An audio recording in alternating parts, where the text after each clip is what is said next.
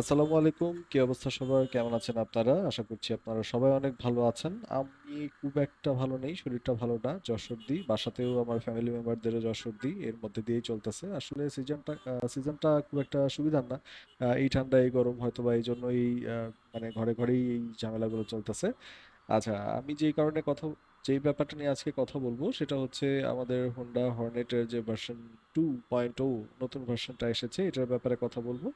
এই বাইকটা আসার পর থেকে কিন্তু হোন্ডা লাভারদের মধ্যে বেশ অনেক একটা এক্সাইটমেন্ট কাজ করছে যে এই বাইকটা কেমন হবে, এই বাইকটা কেমন হবে, 20 সিসি বাড়িয়ে এই বাইকের পারফরমেন্সটা কেমন হচ্ছে।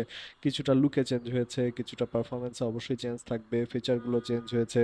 এর মধ্যে অনেকগুলো নতুন নতুন ফিচার অ্যাড হয়েছে, যে লাইটগুলো এলইডি হয়েছে, তারপরে কি স্পেস চেঞ্জ হয়েছে, ইঞ্জিন কিল সুইচ ইন্ট্রোডিউস করা হয়েছে। হ্যাজার্ড লাইট আগে থেকেই আছে, এখন যেহেতু এলইডি সেক্ষেত্রে দেখতে আরেকটু সুন্দর লাগে। আবার গোল্ডেন ইউএসডি শক অ্যাবজর্ভার, যেটা অনেক ভালো একটা অ্যাবজর্ভার এবং ডিউরেবল অনেক বেশি, সেটা ইন্ট্রোডিউস করা হয়েছে। সিঙ্গেল চ্যানেল এবিএস অ্যাড করা হয়েছে, স্লিপার ক্লাচ অ্যাড করা হয়েছে, অনেক অনেক অনেক নতুন কিছু অ্যাড করা হয়েছে। তো আমাদের হোন্ডা লাভার যারা আছে, যারা হোন্ডা বা হর্নেটকে ভালোবাসে, তারা সবাই কিন্তু এই ব্যাপারগুলো নিয়ে অনেক বেশি কিউরিয়াস যে আসলে এই ব্যাপারগুলো কেমন হতে যাচ্ছে, ভালো হচ্ছে কিনা, খারাপ হচ্ছে কিনা, কেমন হবে।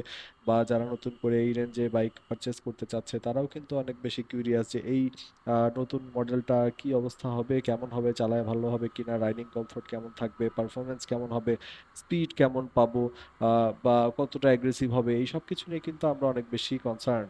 মাঝে একটা ব্যাপার সবার মধ্যেই আলোচনা এসেছে, সেটা হচ্ছে পিজিএমএফআই টেকনোলজি। পিজিএমএফআই টেকনোলজি, যে ব্যাপারটা নিয়ে আসলে আমি একটু কথা বলবো এখন, সেটা হচ্ছে এটা আমার একটা টেকনোলজি যেটা হচ্ছে বিভিন্ন সেন্সরের সাথে কানেক্টেড থাকে। মানে সহজ করে আমার ভাষায় আমি যতটুকু বুঝেছি, এক্সপার্টদের সাথে কথা বলে, শোরুমে কথা বলে আমি সেই অনুযায়ী বলছি আর কি। হ্যাঁ।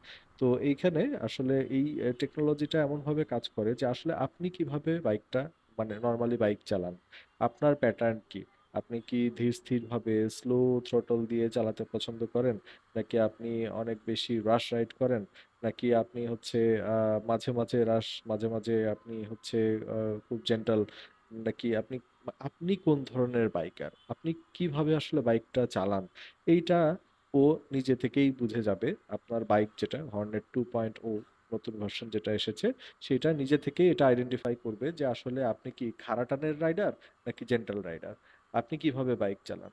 বা হতে পারে আপনি খুব জেন্টালি রাইড করেন সব সময়, কিন্তু কোনো একটা কারণে কোনো একদিন আপনার একটু রাশ রাইড করার প্রয়োজন হচ্ছে, ওই দিন আপনার খাড়া টান দরকার হচ্ছে।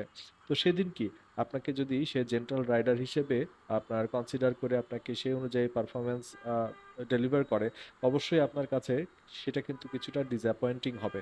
যে আসলে আমি আজকে স্পিডে চালাইতে চাচ্ছি, কুইক থ্রোটল রেসপন্স চাচ্ছি, কিন্তু আজকেও তো আসলে আমার অ্যাজ ইউজুয়াল যেরকম আমি বাইক চালাই সেরকমই যাচ্ছে।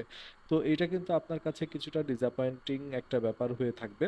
তো এই জন্য যেই পিজিএমএফআই যেই টেকনোলজিটা এটাতে অ্যাড করা হয়েছে, এ কিন্তু থ্রটলের পজিশনিং এর যে সেন্সর আছে, ইঞ্জিন টেম্পারেচারের যে সেন্সর আছে, অক্সিজেনের যে সেন্সর আছে, বা এরকম যেই সেন্সরগুলো বাইকে ব্যবহার করা হয়েছে, এই সেন্সরগুলো থেকে রিয়েল টাইম ডাটা কালেক্ট করে। ধরেন আপনি বাইকটা বাসা থেকে বের করলেন, বাসা থেকে বের করার পরে খুব ফার্স্ট গিয়ার দিয়ে, সেকেন্ড গিয়ার দিয়ে, থার্ড গিয়ার দিয়ে খুবই জেন্টাল থ্রোটল দিচ্ছেন, দিয়ে আস্তে আস্তে 30 35 40-এ রাইড করতেছেন। তখন কিছুক্ষণের মধ্যেই ও কিন্তু আপনি এটা ধরে নেবে যে আপনি জেন্টাল রাইড করতেছেন। সো ইঞ্জিন থেকেই আপনি, মানে বাইকটা আপনাকে সেই অনুযায়ী আহ আমি বেঁচে গেছি, এই প্রবক্সটা আটকাইছে, ও লেন ভাঙছে এই জন্য। আচ্ছা ঠিক আছে, যেটা বলছিলাম যে কিছুক্ষণের মধ্যেই কিন্তু আপনাকে আইডেন্টিফাই করে ফেলবে যে আসলে আপনি কি রকম করে রাইড করেন। তারপরে সেই অনুযায়ী আপনাকে ও পারফরমেন্স দিতে থাকবে, সেই অনুযায়ী আপনাকে পারফরমেন্স ডেলিভার করতে থাকবে। তারপরে হয়তো হঠাৎ একটা সময় মনে হলো আপনার এখন একটু দ্রুত যাওয়া দরকার, তখন আপনি হয়তো একটু মানে থ্রোটলটা একটু বেশি করে দিলেন বা কুইক থ্রোটল দিলেন, দেওয়ার পরে আপনি একটু স্পিড আপ করে চালাচ্ছেন। তো তখন কিন্তু দেখা যাবে সেই সময় সেই টাইম অনুযায়ী আপনি তখন কিভাবে চালাচ্ছেন, খুব অল্প মানে হয়তো বা মিনিট খানেকের মধ্যেই বা 1 2 মিনিটের মধ্যেই সে আইডেন্টিফাই করে ফেলবে যে আপনি আসলে কিভাবে চালাচ্ছেন। তখন কিন্তু আপনাকে সেই অনুযায়ী সে পারফরমেন্স ডেলিভারি করতে থাকবে। তো এই পিজিএমএফআই টেকনোলজিটা ইনক্লুড করার ফলে ফলে যেটা হয়েছে, যে একজন রাইডার নর্মালি আসলে কিভাবে বাইকটা চালায়, সেইটার ধরন অনুযায়ী বাইকটা নিচে সেই অনুযায়ী পারফরমেন্স ডেলিভার করে। এটা অনেকাংশেই ভালো, কারণ যারা জেনারেল রাইড করে তারা যদি সেইভাবে একটু সবকিছু প্যারামিটার মেনে নর্মালি জেন্টাল অ্যাক্সিডেন্টালি রাইড করে সেক্ষেত্রে এই বাইকটা থেকে কিন্তু তারা 50 কিলোমিটার পর্যন্ত পার লিটারে মাইলেজ পেতে পারে, কোম্পানি ক্লেম করছে। যদিও আসলে আমার চালিয়ে দেখার সুযোগ হয় নাই।